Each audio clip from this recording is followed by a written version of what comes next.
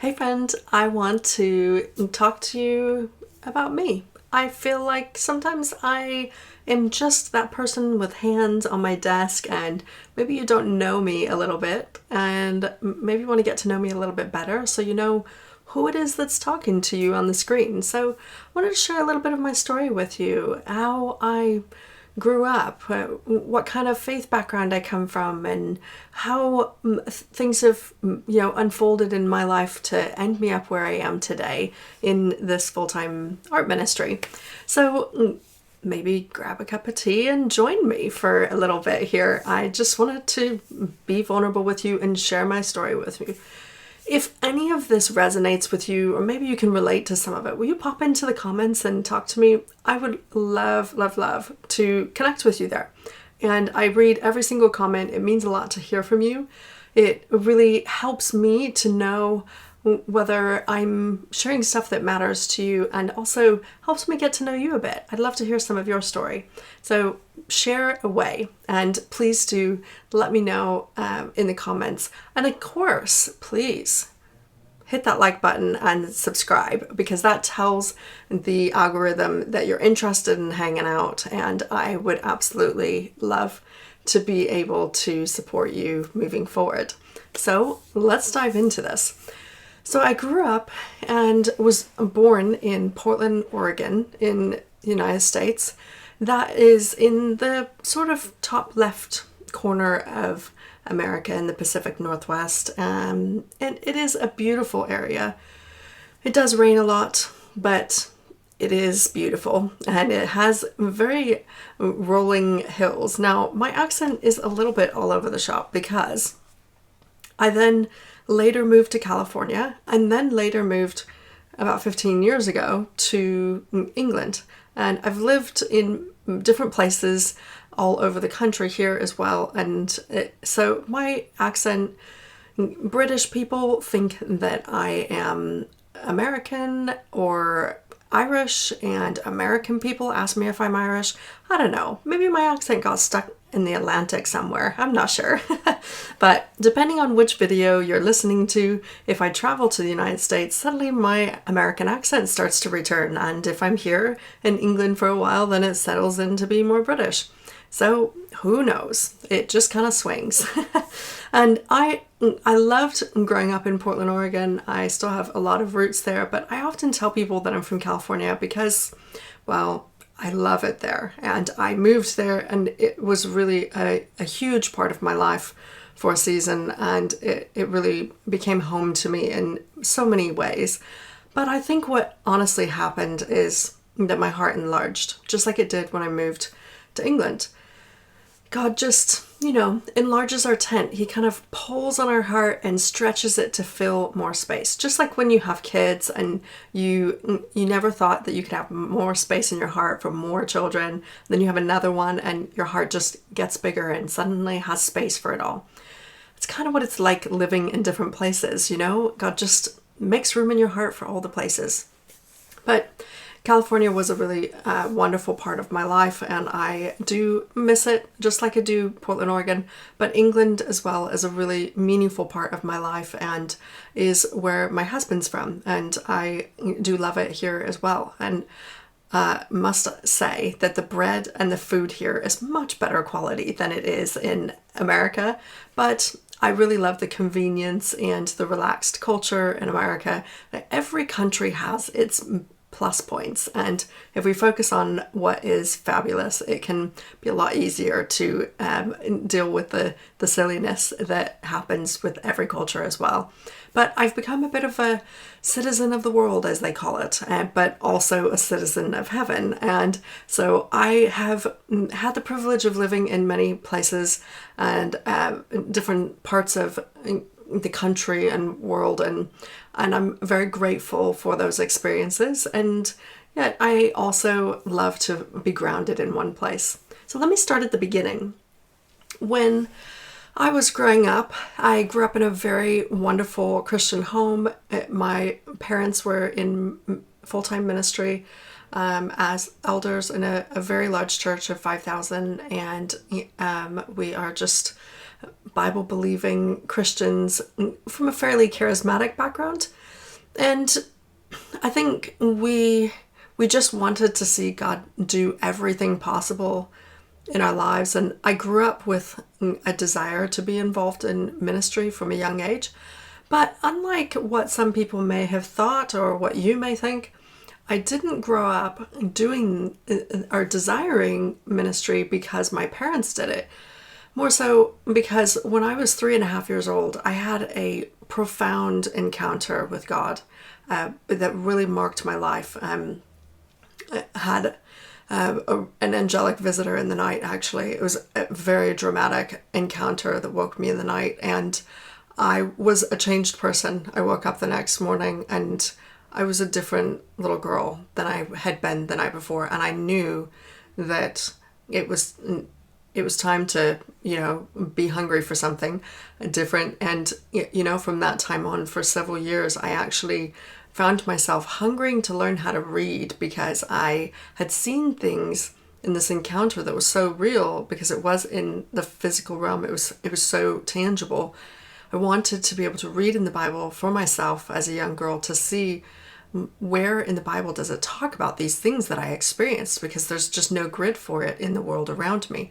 And I was so encouraged in my faith as a young girl when I did find those things. And so it really fueled a hunger to learn about the things of God and to really see what would come next. And in that encounter with him, I really, I woke up with a profound knowledge of some things that were going to happen in my life over the next 20 years. And I really held those dear. I couldn't barely write at the time, so I just held them in my heart. And over the years, I watched as these things unfolded, and it was an incredible thing to share that bond with God. And I really marked that as the time that I found Christ, and he found me. And I could tell you every detail of that room from that night, because it transformed my life.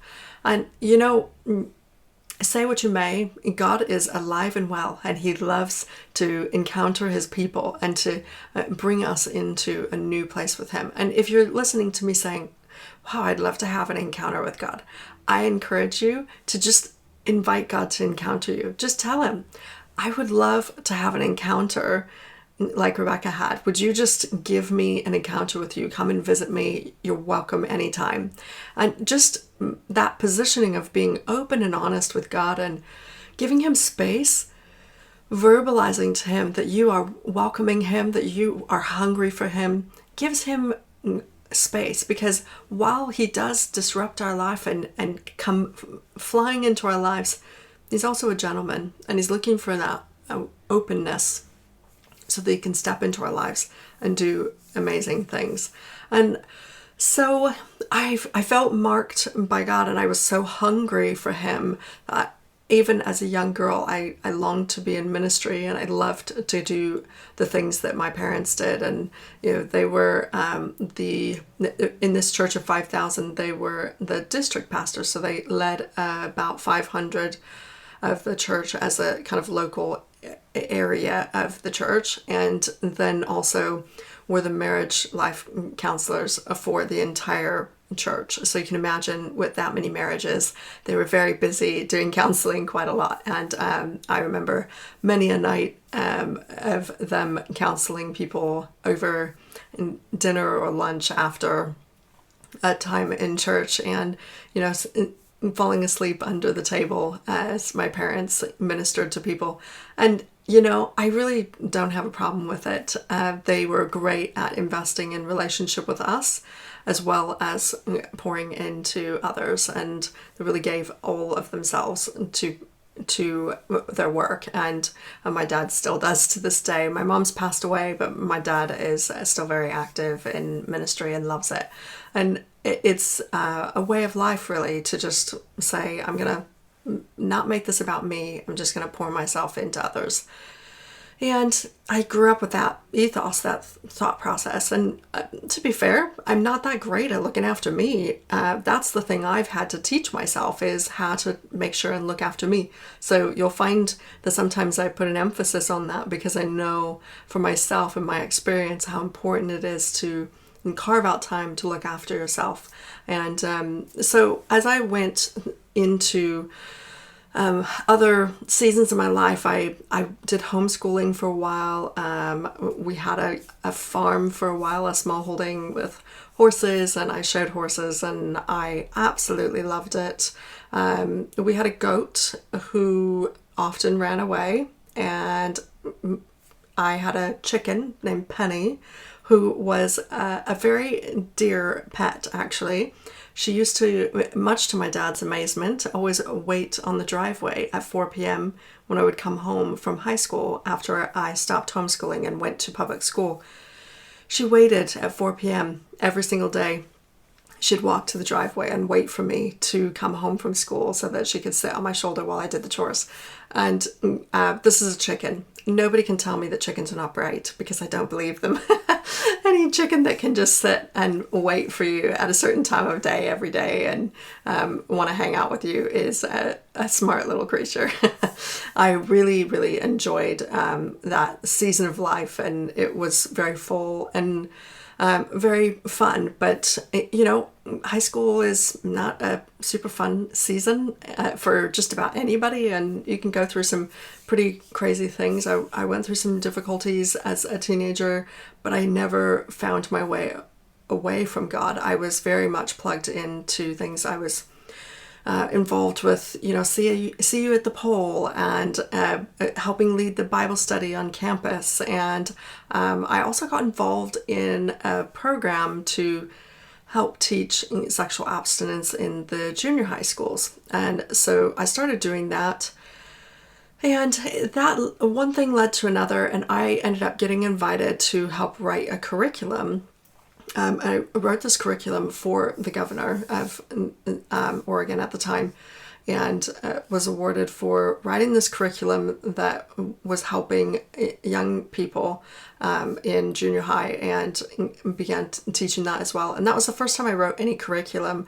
Nowadays I have these online courses, and that's basically a curriculum as well. It's a different type, but I've been doing curriculum of some sort since I was 16 years old, and I love it. It's my passion to teach and to pour myself into others. And that isn't just creative stuff, which I absolutely love and is so fun, but it is the pure joy of being able to give away what God's poured into me and what others have poured into me, and to be able to give that to others so that they can take it a step further and go further in God than I may be able to do myself. Stand on my shoulders as I stand on the shoulders of others. And so a couple of the things that I really enjoyed growing up were crafts. My mom used to teach crafts in the church with the ladies. There was loads and loads of them, and other prison programs and different things. She was always teaching crafts to groups of women, and I really enjoyed being able to go into her stash and just create basically any craft possible. When I was in high school, I got involved in toll painting, and I was involved in various musical endeavors and different things like that. Never a sports gal. I just never really cared about any of that. But I did do track and field for a year, and that was that. I enjoyed running, but I just didn't have the appetite for competition. I love to sit and create and do beautiful things, and so I find other ways to be active. And I really enjoy doing decorating, and this comes from my dad's mom.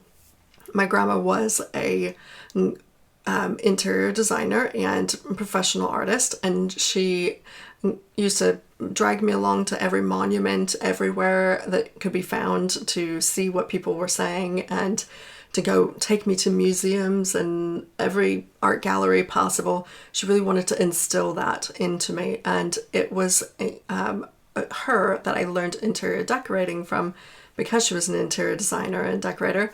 And so I would love, as a hobby for Christmas or birthday, to be given some cash to redecorate my bedroom. And I used to do that a lot growing up.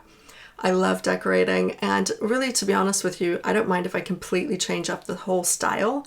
I just love trying new things, and I often would go over and help decorate other friends' houses as well, because I just love the process of creating a beautiful space, and I definitely got that from my grandma. So I grew up with this love of creativity, and in high school started doing some toll painting, and in college, when I went into Bible college, I started doing some really fun drawing, and I really just wondered if I could do it. But I think over time I just found that it was so refreshing and encouraging to sit and create. It just rejuvenates. It's so refreshing.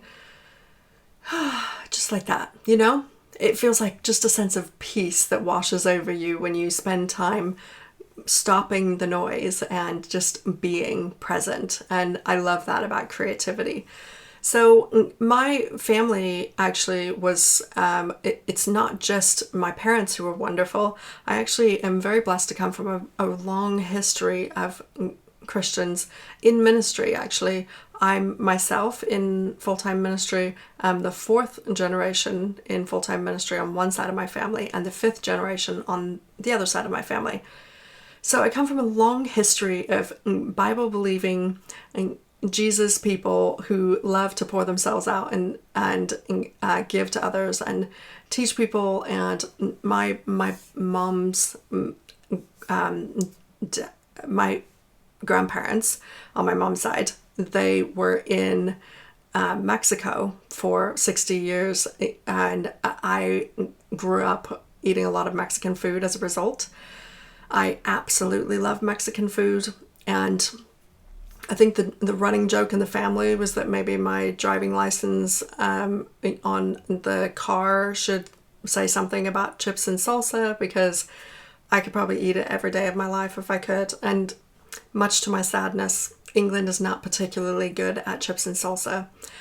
Most Mexican is mostly just a new thing. It's a trendy thing, and nobody seems to understand tortilla chips the way that Californians understand tortilla chips. So I do miss them, and I miss things like black olives and pickles, dill pickles, you know. There's a love of a good punch of dill pickle, things like that I miss. But maybe that's what made me into a foodie. Coming into England and seeing the variety of beautiful foods that are available here and the quality, and just seeing the difference. It's been really fun to be able to pull out some of the old family recipes and see if I can recreate them without some of the ease that comes from just grabbing, you know, tortillas at the shop the same way that you would here in England. We've got to like make the corn tortillas, which is fabulous. They taste wonderful. So I enjoy cooking on the side, and I sometimes share on my social media photos of food because I love cooking. Anybody else? So let's see here, a couple other things I wanted to share with you. I moved to California when I was about 19 years old with my family, and that was after Bible college, and I really, really loved, I crammed school in because I was a homeschooler. I actually did one of my years of high school during the summer. I just crammed it in because I wanted to graduate early, and I just enjoyed being able to manage my own time and have the free time that came from just learning quickly and moving forward and having the free time. So I loved starting small businesses as a kid, very entrepreneurial and self-driven. And I went on in California, in Northern California, to go to a leadership school. And then I actually went into more sexual abstinence teaching and became the director of education at a pregnancy care center, and began to help young kids, teenagers in the schools and the prisons and the churches and the youth groups and the community programs around the whole community and further afield to really make a decision to value their purity and how to actually do that. And so I love that season, and I know that it came to a close, but I really loved being able to pour into young people and make a difference in their lives. And so I really have enjoyed every season, and it brought me to a point then where I finished as in my involvement as the director of education after my mom became quite ill with cancer, and I came home. My sister's many years younger than me, and I was the only sibling left at home. So I stopped and came home to just be the adult in that space, so my dad could focus on my mom and I could help my sister, and we could all just kind of help each other work through a really tough season, about a year and a half of her passing away from cancer, which was tough. And I lost a best friend that day. My mom was very close with me, and I know that she would have absolutely loved to be a part of this ministry and to pour into you. And so it is a loss, but I know that much of her lives on in my life. And so you get to benefit from all that she poured into me over the years, especially as I was homeschooled and got to just pour into, let her pour into me and soak all of that up. So she is missed. But after she passed away, I took some time to really just recuperate, look after the family. But shortly before she passed away, I actually went on a trip to Africa. I really felt like I was supposed to go. My mom encouraged me to go on the trip. And while I was there, I saw God do incredible miracles. And I came back really with a hunger to see God do great things. See, in my family, my great-grandpa was a famous minister in the 50s and 60s in America, part of the Voice of Healing movement. And he had, at one point, the world's largest tent, which could hold 22,000 people. My grandpa was in charge of the tent, and they would move it with 18 semi-trucks. For you Brits, that's a lorry. And they would fill it full of all the equipment and go from city to city, town to town, across the country and even abroad at times, to just fill it. And at that point in the 50s and 60s, they would announce they were going into a town, and then the hospital would just empty the hospital, all the cots, the everything, the wheelchairs, the everything they would just fill that place, because my great-grandpa had really pressed into God and said, God, I need to see the God of Jacob, the God that is in the Bible, in Jesus, the miracles that he did. I want to see that. He was a young person trying to find God and seeing in scripture that something was able to happen that he wasn't seeing happen around him. And he just was hungry and said, God, make me an instrument for your miraculous power so that I can pray for people and see them get sick, or see them recover from sickness in your name, and do great exploits for you, just like Daniel 11:32 says that Daniel did great exploits. And so God helped him to be able to pray for people with incredible illnesses be completely healed. And there was so much medical documentation of incredible miracles that happened. And yet I grew up with this understanding that it was something that was for yesterday. It was something that had happened in the past, but there was no real grasp of why it wasn't happening today. And so I was hungry. And I went to Africa to be a part of a team that were praying for people, and saw God do incredible things. And I came back and I said, I've got to put these tools to use. And so I went to ministry school, and I met my husband there, actually. That's where we met. And it was an incredible time, really. I found the keys that I was looking for and learned how do I actually pray for someone to be healed. And I've had the privilege of God using my openness to press into this. He's used me to be able to pray for people who need to have incredible breakthrough. In fact, I prayed for somebody in Africa who had cancer, and it disappeared right in front of me. And she was 8 months looking pregnant, and then she wasn't, right in front of me. And a number of other people had some really incredible miracles that happened. And 2 weeks later, I buried my mom of cancer. And in that moment, I had a choice to make. Am I going to just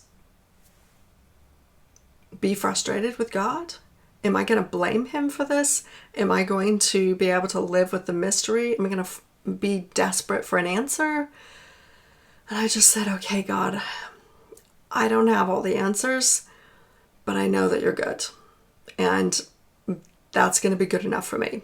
You're good. You're good. It doesn't matter if my experiences are not good right now. It doesn't change who you are. And so I'm going to lean on the fact that you're good and that you're crying with me here, that he weeps with those who weep and he laughs with those who laugh. And so in that season, he wept with me and we moved forward. And I thank God that I experienced being able to pray for people and see physically some incredible things happen. And they medically documented incredible things with doctors there present to be able to see what was going on. And I know I'm sharing things that may be outside your grid. Maybe you're real comfortable with it, but I just want to be open and honest with you about who it is that you're listening to and a bit of my story. So I went on to ministry school hungry to see more of that. I wanted to be able to go out on the streets and pray for the sick and see them healed, because I made a resolve. I made a decision with God, and I said, look, let's make the enemy sorry that he ever messed with my mom. I want to make the enemy sorry he ever messed with me. And I am doing my best to live my life like that. I want to make sure that the enemy trembles when I walk past him. And I want to encourage you and welcome you to join me in that journey of being so dangerous that the enemy's afraid of you. Not that you welcome a fight, because the fight has already been won by God, but that you actually make him tremble. Make the enemy tremble when you walk past. And I'm working on making that possible in my own life as well. But I know that I've gotten some keys, and so I want to pour them out on you. And along the way, I started Bible journaling, which I've been doing for years, and teaching that because I think it's a really great way to help people engage with the growth process. If you're a visual learner, a hands-on learner, you will know the grappling that happens with your Bible and all that block of text. It's just a bit much to take in. With Bible journaling, you can actually take a concept that you're reading and focus your attention on creatively recording something that can actually really help you engage with the process. And as you do, you can actually meditate on the Word of God and be transformed by it. I think it is a very powerful spiritual tool, and it can be done so respectfully and so transformatively. And so I do teach it. But I'll tell you what, around here, I want to make sure that you get a good, healthy dose of passion and courage, and that you learn from me whatever you can about stepping into more with God. I have a range of courses. I've got a Bible Art Journaling Challenge, several series of that. And I've got a membership that has a whole range of courses and community. And there's just so many ways that you can engage with me. And here on this channel is just one way to do that. I want to encourage you to just soak up what you can from me, but don't stay in that place. Let's be doers of the word, not hearers only. Let's call ourselves counted. And Look for ways to say yes to God. I want to encourage you to grow in God with me. I want to be hungry for God with a body of women who are ready to say yes to God, and challenge you to stand up and be counted as a trusted friend of God. Not just what He can do for you, but how can you make things better for Him? How can you partner with Him to see heaven on earth? How can we partner with the King of Kings? By just being obedient to the call of God on our lives. And if we don't know what that is, then we've got a duty to get into the Word and be transformed by it so that we can learn those things. But along the way, it's supposed to be fun and enjoyable, even in the struggle. I've had head injuries. I've had years of being bedridden and then being dramatically healed. I've had incredible healing in my own life in many ways. In fact, there was a season where I struggled with anorexia, and I was dramatically healed from that too. It feels like nothing the enemy throws at me can stick, and it's because I stick with the King. And so I want to encourage you, stick with the King with me. Let's stick with the King and let's grow together. If you're in, please comment below. Talk to me about what you want to do to grow. What is burning in your heart? What are you hungry for? What do you want to see change? What are you longing for? Tell me about your life. I don't care. Say something. Don't be the quiet one. Pop into the comments. Talk to me. I'm going to be responding to every one of you. And I am looking forward to growing with you as we go through this next season together.